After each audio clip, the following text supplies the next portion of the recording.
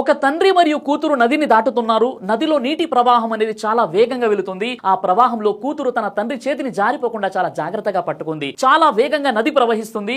అంతటి తీవ్రమైన నీటి ప్రవాహంలో కూతురు మరియు తండ్రి నది దాటుతున్నారు.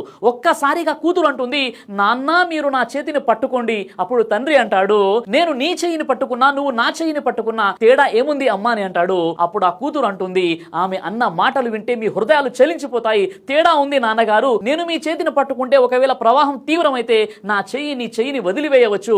అదే నువ్వు నా చెయ్యి పట్టుకున్నట్లయితే నది ప్రవాహం ఎంత ఉన్నా, ఇంకా తీవ్రంగా ప్రవాహం పెరుగుతున్నా మీరు నా చెయ్యిని వదిలిపెట్టరు కదా అని అంటుంది. ఈ విధంగా తండ్రి యొక్క బాధ్యత మరియు ప్రేమ తన యొక్క పిల్లలపై ఉంటుంది. కన్న తల్లి లేకపోతే రోడ్డు మీద ఎవరినైనా అమ్మాని పిలిచి బంధాన్ని కలుపుకోవచ్చు, కానీ నాన్న అనే పిలుపు ఒక్కసారి దూరం అయితే గుండెలు పగిలేలా ఏడ్చినా, దిక్కులు అదిరేలా పిలిచినా బదులు రాదు.